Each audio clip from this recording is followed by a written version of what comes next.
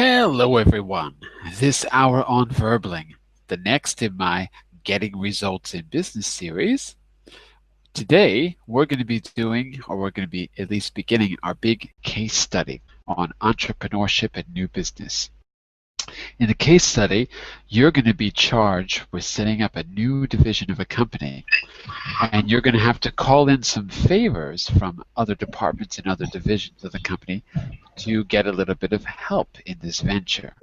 So you're going to have to use all of the key language that you've learned before to be able to do that. I'm just going to mute you because I'm getting noise, Rebecca, so I'm going to mute you for a second while we do the introduction. So that's a little bit about what we're going to do in the class. First, a little bit about me. I'm Jon-Eric, your Verbling teacher for this hour. I'm an American teacher from New York, hanging out in Lisbon, Portugal to bring you this class. By the way, here are 3 quick rules to help you participate. Don't forget to turn off, tune in, and open up. That means turn off your microphone when you're not speaking so we can keep the classroom nice and quiet. Tune in to the new words and phrases that you're learning. Use them actively so that I can correct you and give you feedback. Finally, open up to your classmates. Relax and have fun. We're all here to learn, and this is a safe and respectful place to practice your English. And this is our unit, part 4. You can see it there on screen. And what do I want to say? Well, actually, before we do this, because this is going to be a 2-parter, we're going to start today and finish tomorrow. Before we do that, I think we might want to go back and just make sure we're really clear on what we learned yesterday. So I've got a little exercise to help you out. I forgot about it. If you give me just a second. There we go. You can see it on screen. So I thought it would be a good idea for us just to do a little bit of work. Let me make this a little bit smaller so it fits on screen. A little bit of work with the verb tenses that we saw yesterday. So we were working on basically 2 forms of the present perfect. 2 forms of the present perfect are really a way to talk about the past. So in English we have this special way to talk about the past, which is different than most other languages, so it takes a little bit of practice. So what I want you to do, let's just do a little review of that key grammar from yesterday before we jump into the case study. So all you have to do is use the present perfect or the present perfect continuous to fill in the empty spaces. And Daniel is going to start us off, aren't you, Daniel? Okay. Fill the blank. Uh-huh. I constantly recommended Mr. Hero to you. I've known him for a long time. Are you sure it's not I've been knowing him for a long time? Are you sure it's not that? I've been knowing him for a long time. Right. So that would be wrong, Daniel. You did it on purpose. I fooled you.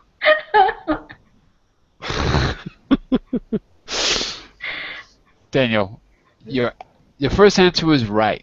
I know. So how do you know it was right? You're right. You're right. But I straight away doubt myself. yeah. I have known him for a long time. I think if we go back to the rules from yesterday, Yes. the best rule here is that this is a permanent thing. Yes. You can't stop knowing him. So it's permanent. Yes. It can't be temporary. Therefore, it's present perfect. Okay, there you go. So, Rebecca, let's try the second one and see if you can remember the rule from yesterday as well. We had permanent versus temporary, and we had still going on versus happening in the past. I think those were our 4 rules. Okay, so try number 2 for us. Yeah, okay. The finance director is in Hong Kong. He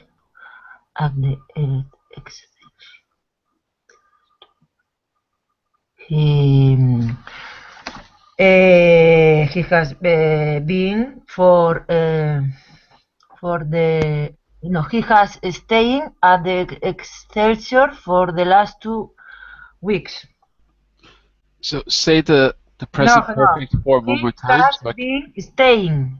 He has been staying. Okay, okay, I agree. Is he still there now, Rebecca? Let's just be clear. And the Excelsior for the yes, because it's from last 2 weeks and to now. Until now, right. Yeah. So it's still going on. It's continuous. That's right. Okay, very good. All right. Yuki, want to take the third? Okay. Someone, blank, you use my printer, feel how hot it is, and half the paper's gone. Someone could use my printer. Someone, Be careful because we got to use the present perfect or the present perfect continuous. One or the other. someone have used my printer. Someone is. Wait a second though. Someone is. Wait. Someone is singular. Someone. Someone has used. Ah, okay. No? Someone has used my printer. Feel how hot it is. Well. Someone has been used. Has been used? We have a problem there because look at the form. Have been using. Sorry. Has been using. Okay. So you seem unsure, Yuki.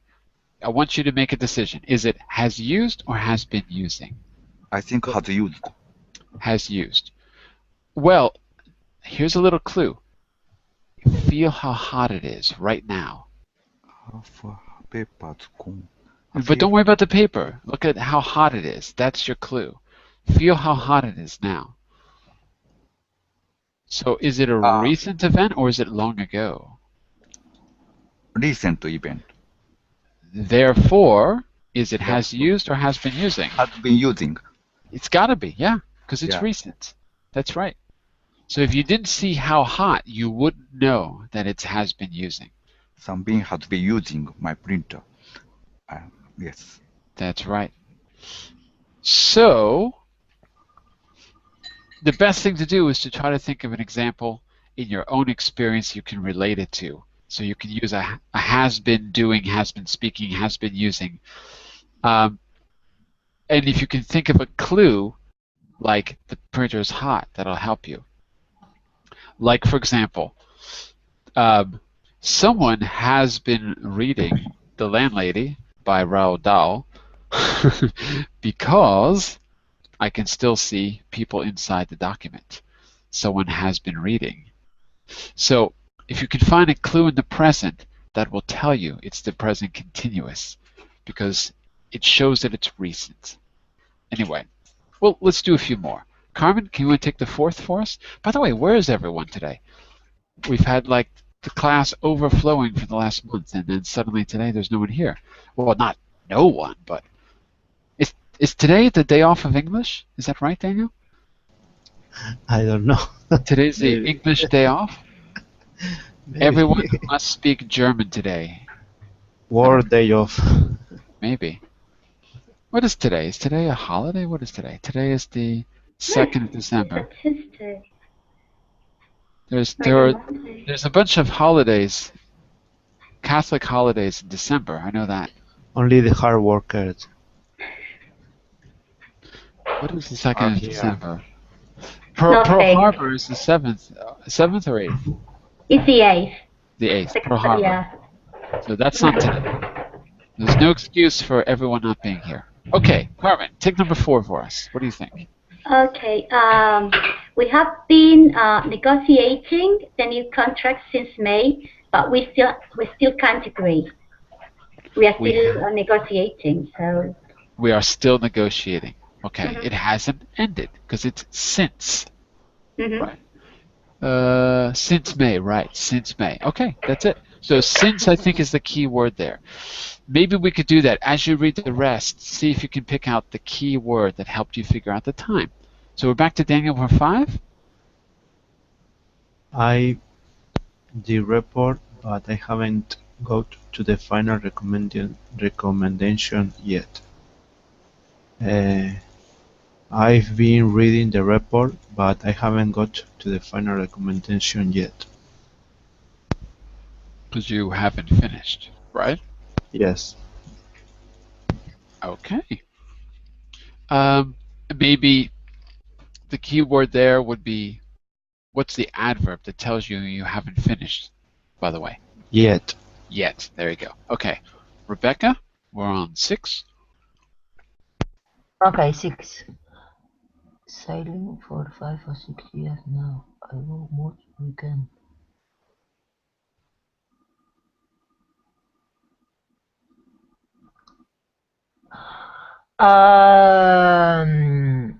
I wait a second, please. For 5 or 6 years, I go. You. Okay. I haven't gone. No. I haven't no. Okay. Go sailing. Why is sailing eng that? I don't know that. Why? Why is sailing with ing? Yes, it's a verb, or what is sailing means here? Go sailing, why? Because it's Because, the same verb. say again? Because it's the same verb. The verb is to go sailing. Sounds good to me. What do you think, Rebecca? Is that clear? No, I didn't understand. Carmen, one more time? Rebecca, because the verb is to go sailing altogether, not to go and sail. To go sailing is a whole verb. Okay. Okay. Well, give it a try, then I'll correct I you. haven't been gone sailing for 5 or 6 years. I haven't gone sailing. Wait a second. I go most weekends. So why do you put it in the negative? I go most weekends. Because it's not clear for me the sentence, but okay, I go most weekends. Mm-hmm. When I go most weekends? When now? Yeah. I go in the present. I go.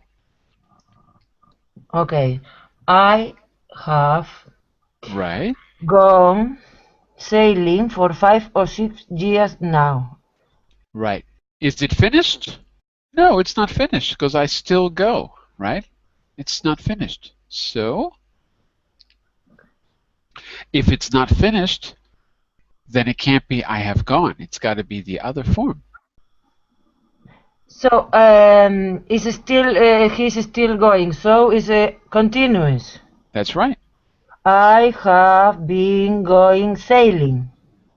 For 5 or 6 years now. That's right. Okay. I have been going sailing. Okay? Hmm. So, Rebecca, Yes. whenever we do sports, we always have these double verbs. Go sailing, play golf. What else? That was my doubt. Thank you. Yeah. Always. It's always these two verbs. Do sport or do For example, sports. I go biking. Biking, right. Biking, or I go running. That's right. That's it. Okay. So Always. it sometimes it's go, sometimes it's do, sometimes it's play. It depends on the sport. But there's always these two verbs. Okay. Yeah, thank you. Yeah. All right, let's try one more here. So Yuki, last one in this exercise. 7. Yeah. So far, we have had over 400 complaints, so we've definitely got a problem. Right? 1 second, hold on. I have to fix something on my computer. 1 moment. So far, we have had over 400 complaints, so we definitely got a problem. Okay, I agree with you. And No? yes, I said I agree. Okay. Just 1 point. Mm. can we ever say having? Is it possible to ever say having in any context? Can you think of any example where we say, I have?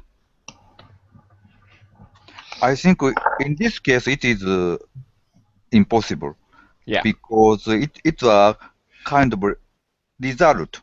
We have received over 400 complaints, so Right. it means result. Right. Yeah. So And so normally having is not possible. It can be possible if it has a special meaning. Like, I have been having a lot of problems lately. Okay, so there it's like an action. But generally have in those words that are like non-action words, generally they cannot be continuous, generally. Have is a special case. Anyway, you're right. Have is to receive. All those complaints so far we have been receiving. There's no reason to say been receiving, so it's got to be have received. so there is, if there is somewhat meaning of continuously,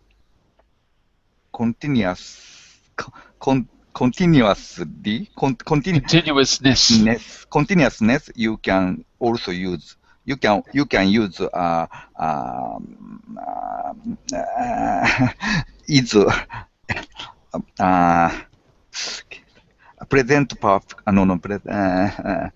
No, present continuous. Yeah, yeah. In some cases, have is one of those words that could have more than one meaning, so it can be used in both. But usually, non-action words cannot be continuous. So love. I am loving you. Well, no, it's I love you. It's a feeling. It's not an action, so we can't really make it continuous. So anyway, just want to point that out with have, that generally it won't be continuous, generally, but sometimes it can be. All right, let me just take a quick look. Is this next one worth it? No, not really. Okay, fine. I can give that to you as an extra if you like. Let's get back to our unit. There we go. So, as you know, there's always a business task to do at the end where we try to put together all the skills we've learned, including key phrases.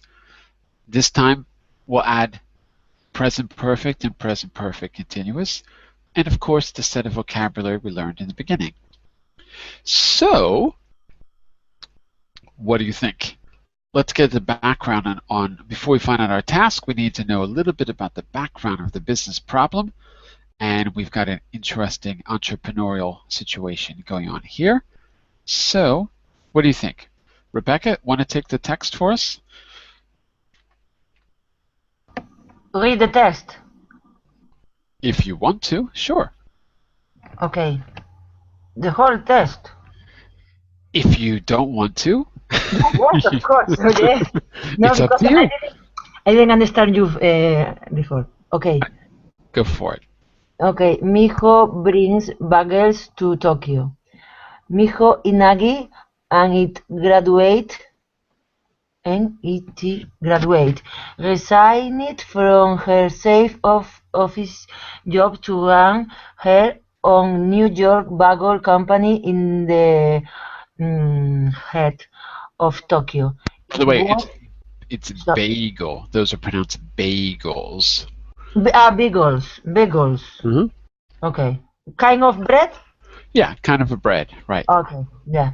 Bagels. Okay, thank you. It was a risky decision as bagels weren't well known in Japan when she came up with the idea.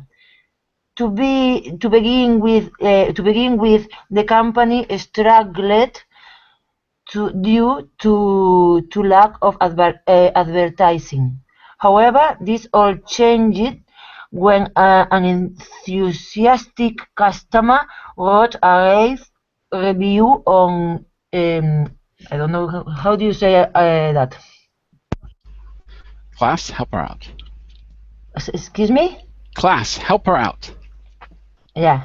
Here Arroba. goes. Arroba. I say it arroba in Spanish. It's at. At. Okay, thank you. At Bagel Cafe, a website which rates the bagels bakeries in Japan.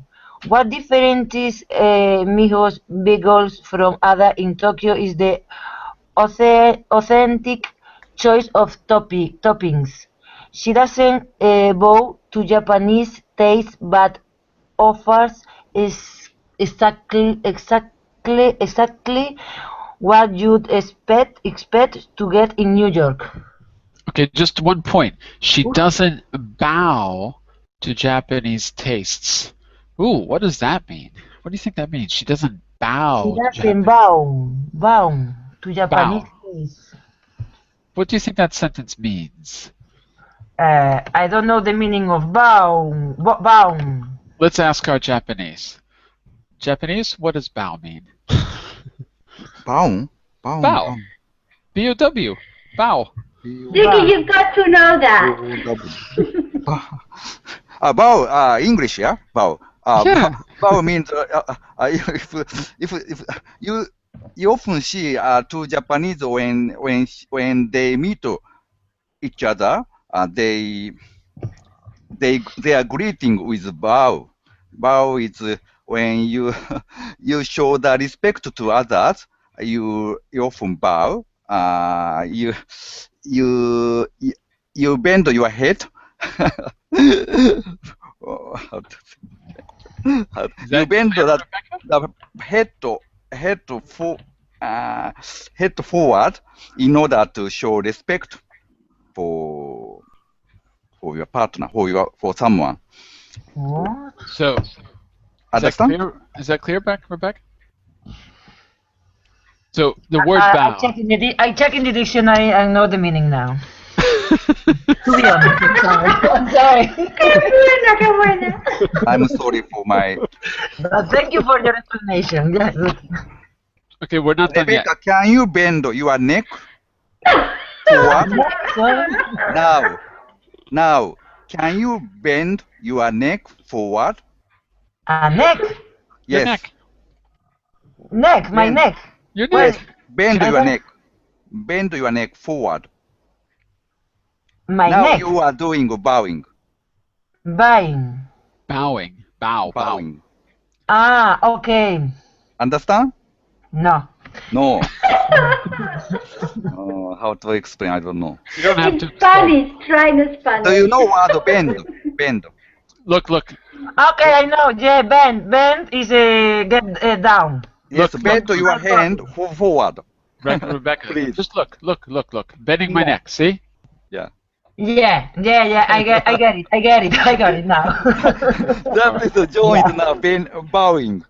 Understand? Yeah. Yes. Thank you. Sorry for my poor explanation. Well, Thank you so much. Yeah. but let's look at that sentence because bow is used metaphorically. Yeah. She doesn't bow to Japanese tastes, but offers exactly what you would expect. Carmen, do you think that bow here is showing respect for Japanese taste? I mean, what are they trying to say, do you think? The last line on the No, right. she doesn't. Yeah. No, she doesn't mean that physically she bows. The thing Right. is that she has a kind of I don't know how to explain it. She has adopted the Japanese taste for those bagels. She does or she doesn't adapt? She doesn't. Okay, then sorry, I got it wrong. She has not adapted the bagels to the Japanese taste, so it's still the same taste you can get from New York, the original ones. Right. So bow in this case, as Yuki said, is submit to. So she doesn't bow. In other words, even though she's in Japan, she doesn't try to localize New York bagels. She has them pretty much the way they are in New York. She tries to make them authentic. So what else do we want to say about that? Okay, that's the background. Her entrepreneurial idea is to bring bagels to Japan. This is kind of an old article. I think there's probably plenty of bagels in Japan now. I don't know. Um, but what I want to do is, oh, hang on just a second here. Give me just a minute because I just realized I need to put something on screen. One moment, one moment, one moment. There we go. Okay, so I'm going to share my screen with you. In just a second, I have to change the image though. One moment.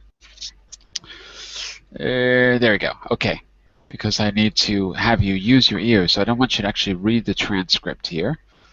That's why I have to do this in a tricky way. There we go. Okay. So, if you really want to cheat, you can go to slide 4 if you really want to, but I suggest you don't. I want you to use your ears, and then if you need to, we can go to the transcript together.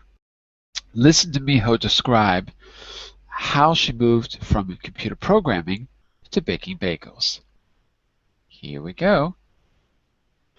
Miho, some people say I'm lucky in that I managed to hit the market with my product at a time when Tokyo was having a bagel boom. But I think it was more than just luck. Well, I was visiting New York with some friends from college back in 1998. We went on a trip after we finished our studies. I loved the city, but best of all, I got a taste for bagels. The first one I ate, it had such an unexpected taste.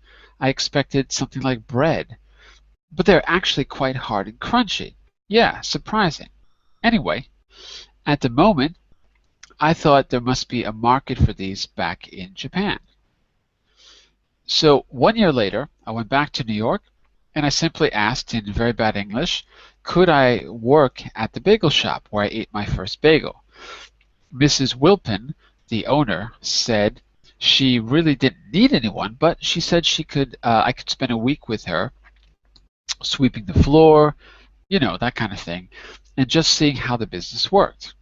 And it was a good experience. Then, in 2001, I went back again. I shared an apartment with some other Japanese girls.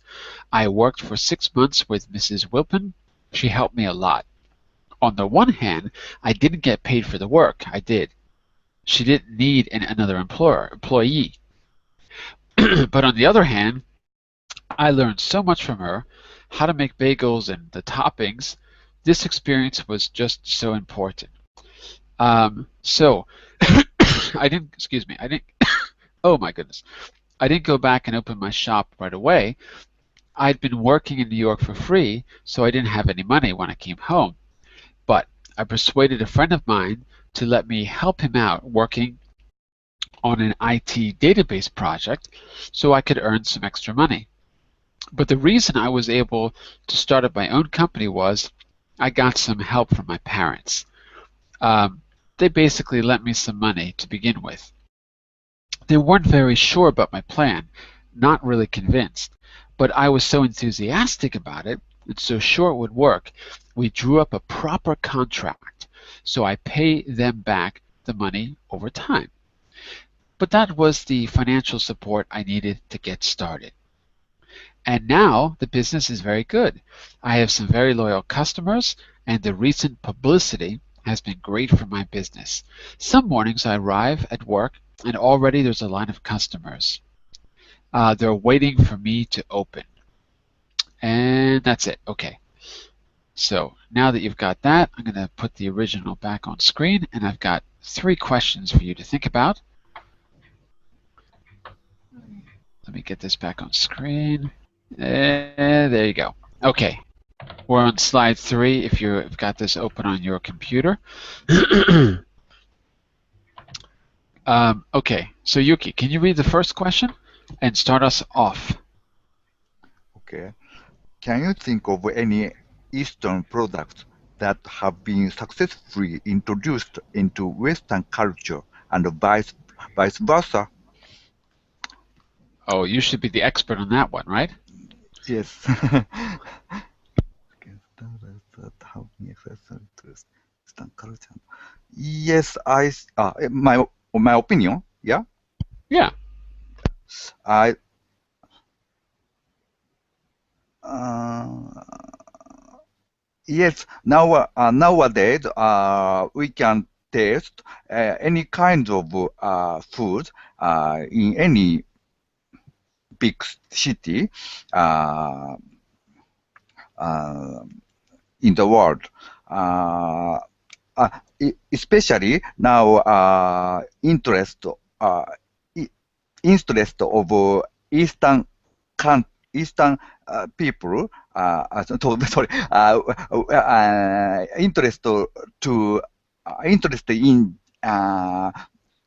Eastern food in Western countries have been raised. So I think now, for example, now I'm living in Moscow, but I often see the Japanese restaurant, sushi restaurant. I heard that Moscow is ranked first in the number of sushi restaurants in the world after Tokyo. It's amazing. Are So there a lot of Japanese sushi chefs in Russia? no, yes. Unfortunately, I heard that very few Japanese cook work these restaurants. So many of them, many of sushi here is cooked by Russian cooks. So there are many differences between real Japanese sushi and sushi that is sold here. And at the same time, in Japan, for example, in Asian countries, European food is already became a standard and principal food for Asian people. So now such a fusion between Eastern food and Western food is going on. And How many Japanese eat hamburgers these days? how many? Yeah. How many? What the question?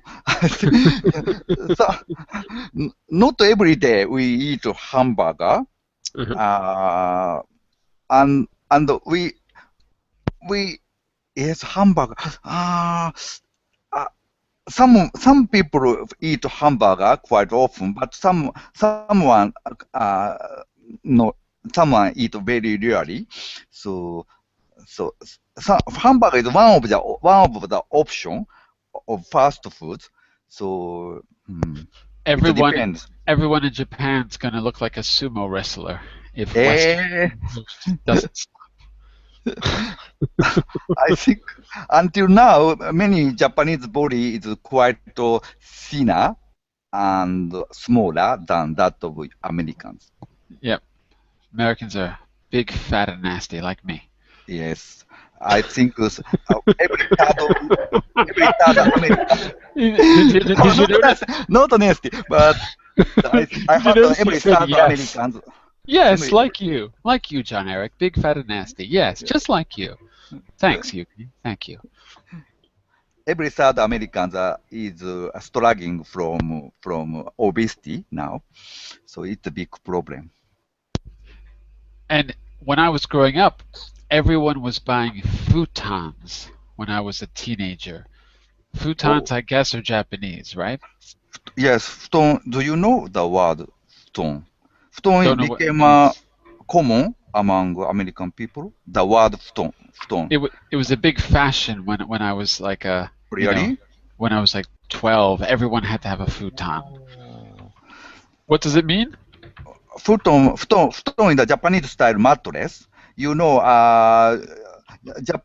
in the Japanese in the Japanese style room, people lay down directly on the floor using mattress. Futon is usually item for Japanese. It is convenient because when you don't use mattress, you can put put the mattress into the shelf. So you can use room very effectively, and you can feel wide in being in room. So it's a practical thing Yes, too. it's practical. Of course, as well, it is very useful for your health because many stone is very good designed for just for to be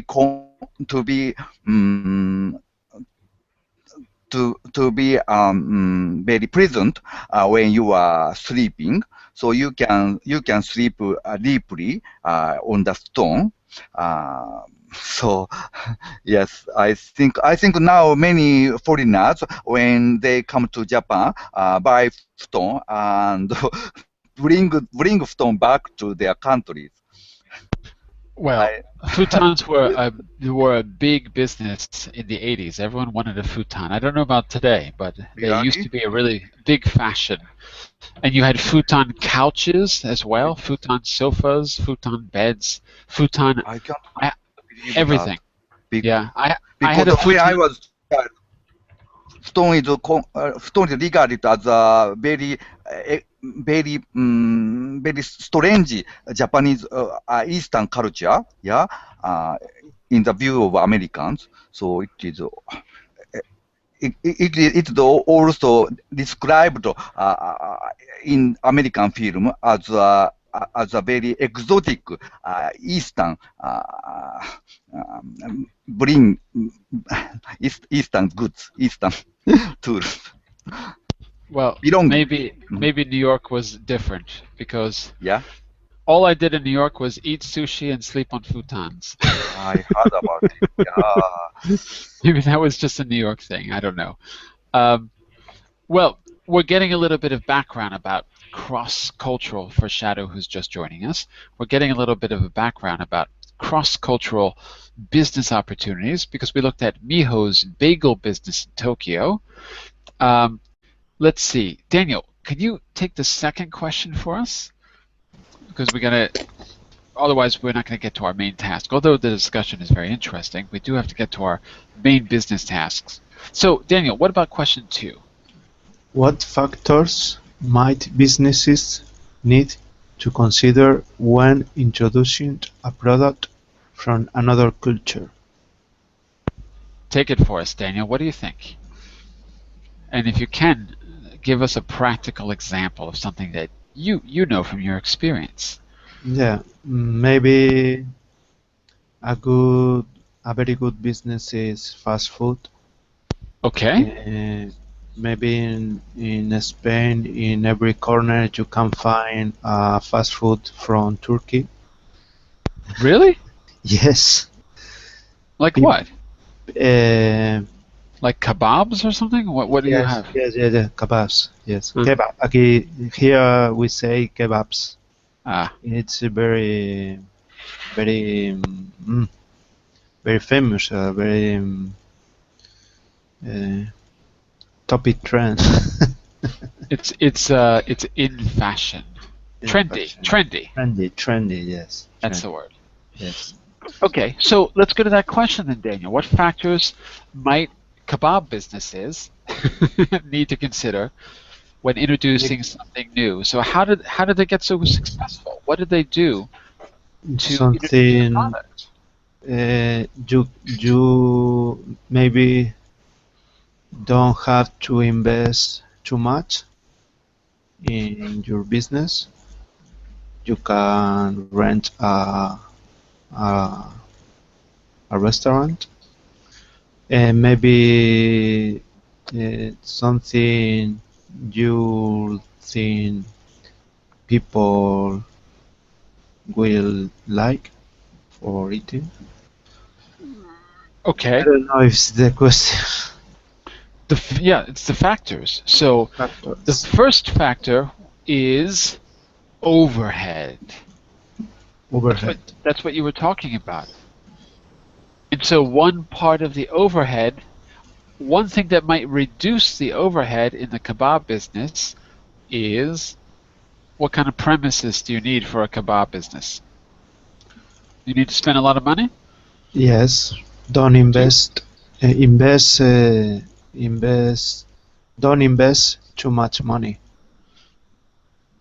So the actual place where you have it, is it a restaurant or is it like a stand somewhere? Stem? Stand, like a kiosk. Yes. So the overhead is low because you don't need a restaurant. Yes. Okay.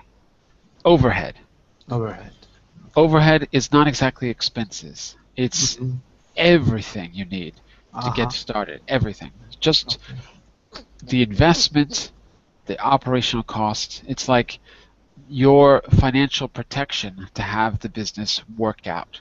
Not even make a profit, just run the overhead. Everything you need. Um, okay.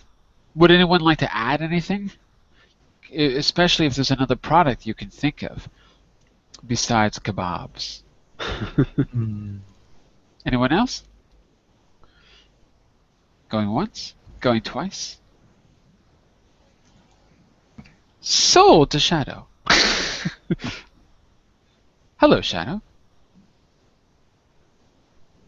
Yeah, hello, teacher. Hello, everybody. Teacher. Oh, hello, John. Sorry. You mean me. Okay, right. Shadow, we're talking a little bit about introducing a new product, particularly if it's like an entrepreneurial situation, like a new business. Can you take the third question for us to consider the cultural aspects of starting a new business? Okay, how important were contacts and flavors for the success of Miho's business venture? All right. Well, you weren't here when we were reading that, so we'll talk about that, but we'd like to hear your opinion in general, too, about how important these factors are in creating the business. So, Rebecca, maybe you could answer that first. Think about Miho's story, the one that you were listening to. How important were contacts for her? Did she need contacts to start her business? I think always it's the contacts are very important. You know, when you want to start up a new business, of course. Yeah, When you want to start up a startup, we call new businesses startups. When you, startups. Yeah, when you want to create a startup. yeah. Okay. And what about Miho's business in particular? Were contacts important for her? When Mifo came back from America to Japan, she wanted to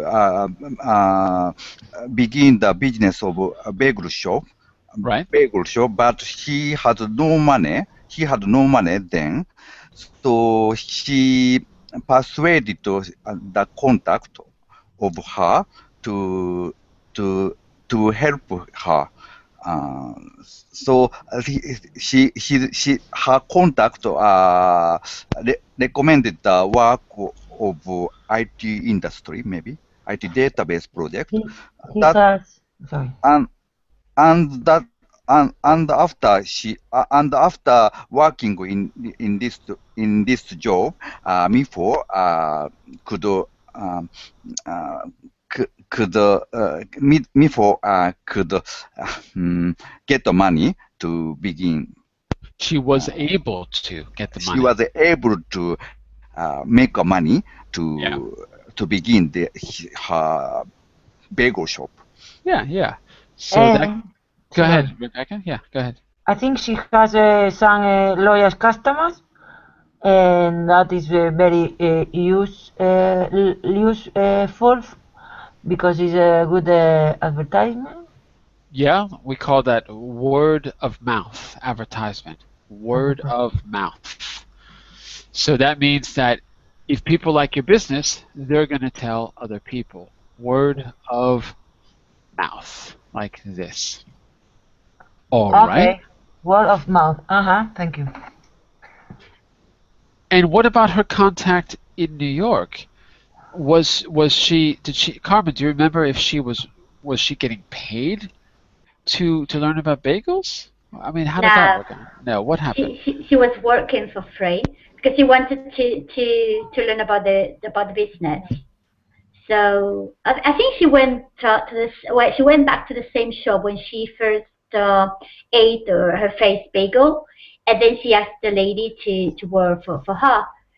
And then she was kind of sweeping the floors and that sort of things. And then she went back to Japan, and then she went back to New York to the same shop and stayed there working for free for 6 months, I think. So, was she exploited by the New York bagel shop? Was she taken advantage of, Carmen? Well, she took an advantage because that's the way she learned everything about bagels, to make bagels, and that gave her the opportunity to open her own shop when she came back to So we call that an internship, but I guess there aren't really any internships in the bagel business, so she had to work for free. But okay, she got the experience she needed. But that Mhm. contact was important. If she hadn't been to New York, you know, it was just a little school trip or after graduation trip, she would never have had the idea. And the fact that she had the bagel there and she remembered the person, I mean, it came back in an important way. All right. And then the second, Excuse me. John, when we use the word of mouth, you use it as a noun. For example, the word of mouth, it was very good for my business. I would use it as an adjective probably.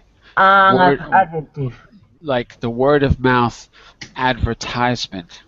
Word of Okay. mouth advertising is just as effective as television ads, Effect. but a lot cheaper.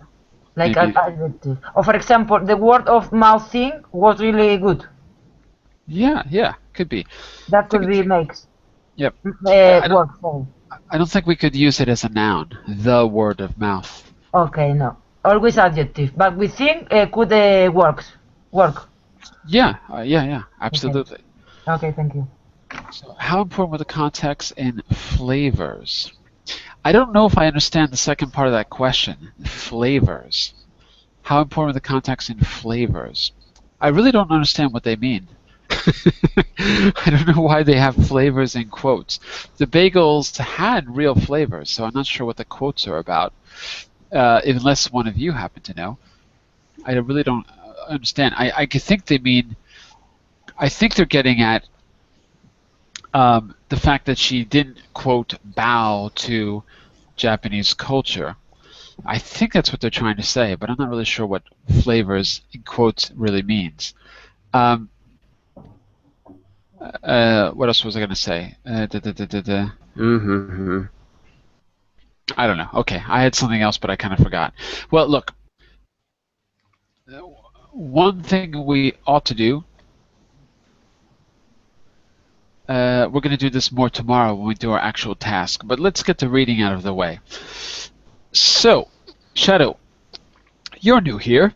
Why don't you take the expert view before we actually run into our business task? We always get some expert in the field to give us some important advice that we should keep in mind. Could you take this text for us? This is David Molian from the Brittany Center for Entrepreneurial Performance and Economics at the Cranfield School of Management. Sorry, Yeah, sure. go for it. The expert view. Starting up a new business requires two kinds of personal assets. Firstly, you have to be tough and prepared to work long hours, face setbacks, and overcome challenges and disappointments. Secondly, you need some specific business skills. Perhaps the single most important personal quality is the ability to sell. Finding the money to support a new venture is vital. So Vital. vital. So you must persuade people to invest in your business. Suppliers must be convinced Convinced. convinced to supply the goods and services you need, and you have to persuade customers who don't know you to buy from you. No matter how good a business idea, without customers, it will never succeed. All right. So, could you give us the short version of that? What are the two things we need, Shadow, based on what you read? Okay, we have to be professional. Mm-hmm. I mean, have a knowledge and experience about the business. Mm-hmm. I think this is the first one, and the second one, we have to have money. Why do you say money? Because he said finding the money to support a new ventures. Yeah, but the key word there is finding. Don't you think that finding is the more important idea rather than the money itself? To convince people to invest. To invest, right, right. So professionalism and sales skills, not sales to the public, but sales to other businesses or investors. Maybe those are the two things. And about professionalism, we have a term in English you might have heard, you might not have. It's called stick-to-itiveness, and it means exactly what it sounds like. Stick to itness. I don't even know if I know how to spell it. I've never actually seen it written there. Oh no, it's giving me stickiness. Hold on a second. I'll see if I can give you an example. If I say stick to it, what am I basically saying? I know it's difficult, but I want you to stick to it. What do I want you to do? To do it. Mm-hmm. A little bit more. To do it. To do it. Yeah. Well, to do it and not to do what? Mistakes. It's not about mistakes. It's about not giving up. Mm-hmm. So look, there's the word in the chat window. You can see it. Stick-to-itiveness. It means the ability to not give up, the ability to persevere all the way until the end of the project. So I think that's part of the professionalism that he's talking about. Let me just go back here to the unit. 1 second. There we go. So that's part of the professionalism part, because he says, okay, be prepared to work long hours, face setbacks, overcome challenges. In other words, it's going to be difficult, but you have to just stick to it. You have to not give up. So professionalism, I agree, but professionalism in the sense that you see the project through to the end. And beyond that, you've got to be able to convince investors. Okay. So, class, what do you think about David Mullian's advice, first of all? Do you think that he's on the right track? Or do you think he's being, do you think this advice is practical? I don't know. Let me just ask first about your opinion. What do you think? I think, firstly, you must be a little bit crazy. you mustn't think you'll have a problem. Yes? Tell us more, Daniel. What do you mean? Or give an example. An example. You mustn't think that you have a problem. Is that what you said? Yes. Okay, what do you mean by that? Because if you thought about you'll have a problem, maybe you never do it.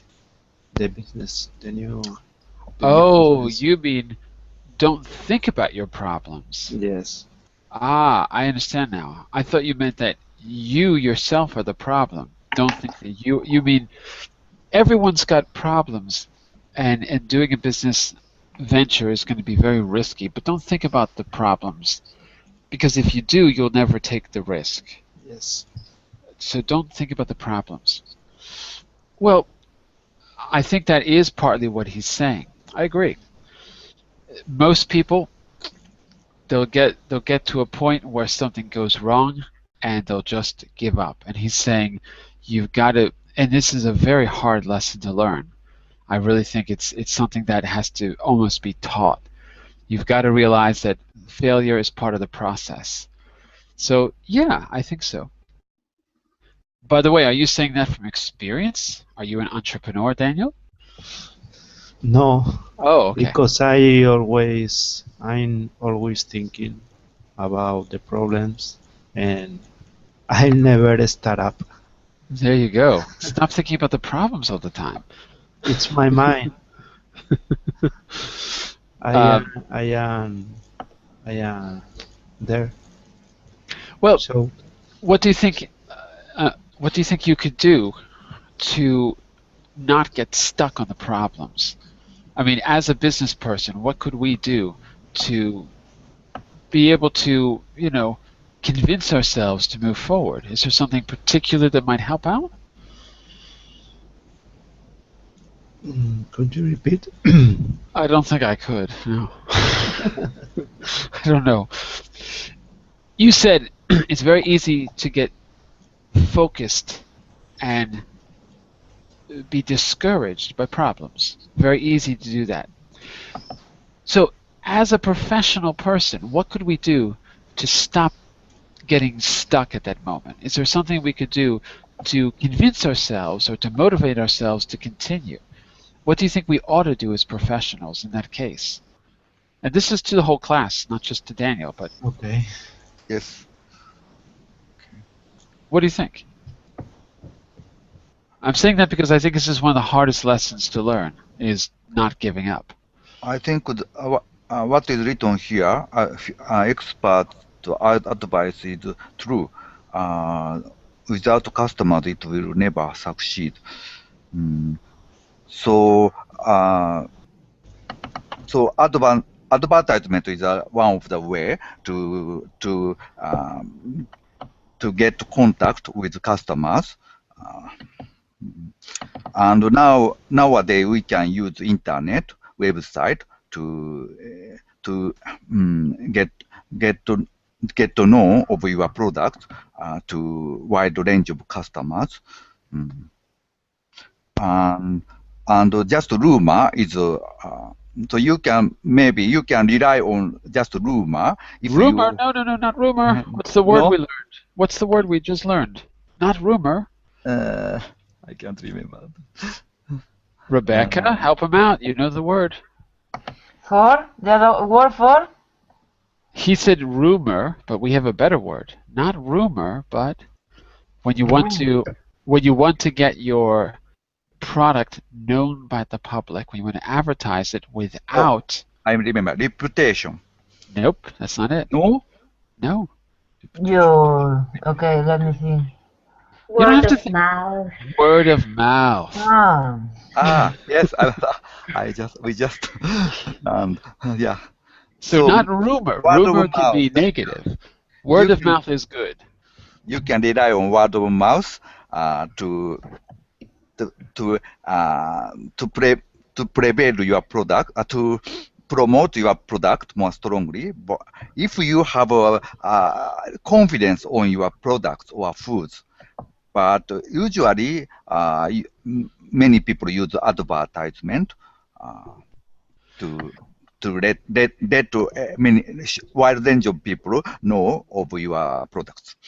Yeah, if you have the money. If you If can you pay have for the money. advertising. Okay, that's fine, Yuki, but back to the original question, which is the expert view is telling us not to give up, basically. The first point is don't give up, right? Be prepared to work long hours, overcome challenges. I think what he's really saying is you have to learn not to quit.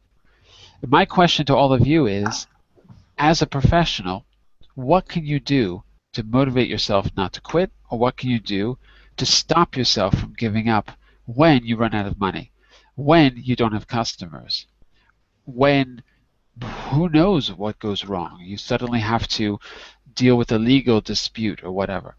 What do you do in that case? Just out of curiosity, what do you think as professionals you ought to do to not give up? If we take his advice seriously, I think that's where he's heading. He doesn't tell us what to do, but that's the direction. So just out of curiosity, what do you think? By the way, there's no easy answer to this question. Beginning with little business is a good way to start your business if you have no money. Now we can use the internet to sell your products. So before you get to your store, your shop, you can set your shop onto internet. It would be less cost. So firstly, okay. So start small, in other words. Start small, and if you will money more, you can enlarge your scale of your business. You can grow your business. Even better. Grow your business. Okay, good. Final thoughts on this before we go? Final thoughts? Shadow, Carmen, Daniel? Yuki says start small. Any other ideas? To have a partner. Have a partner. So mitigate risk. Yes. Grow your business and mitigate the risk. If you have someone else going in with you, when you're giving in, maybe the partner stick up you. Maybe the partner does what? Stick up. Stick up. Cheer up. Oh, cheer you up. Cheer you up. And also the partner could invest money and resources, so it's not all you. So you're not the only one with something to lose. You can share the risk. Okay, I think so. And Shadow says, find an attorney. Why is that?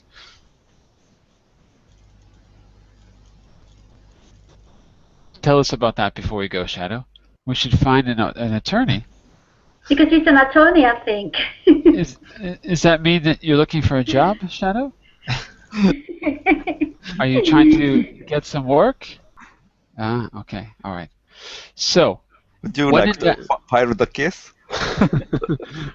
When in doubt, hire Shadow as your lawyer.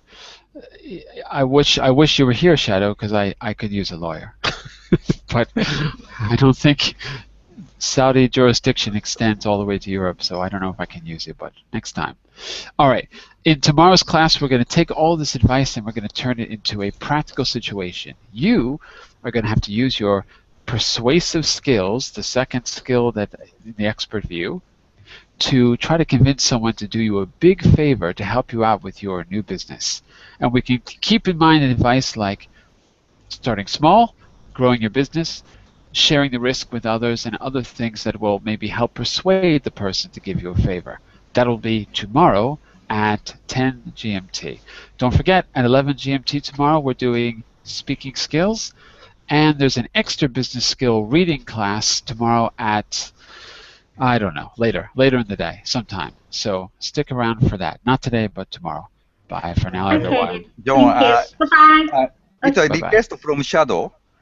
Shadow like mystery class, so she Did she say that? I said she was gone, but she said that she liked your mystery class, so I think she wanted to increase the time of change the time. Change the time of it. Not to change the time. Yes, change changing time. I don't know. Okay. I'll ask Shadow directly. Okay. Next time. Okay. Have Get a back nice to day. Bye, Bye-bye. everyone. Yeah. See you. Bye. Thank you. Thank Thank you. you. Bye bye. Thank you.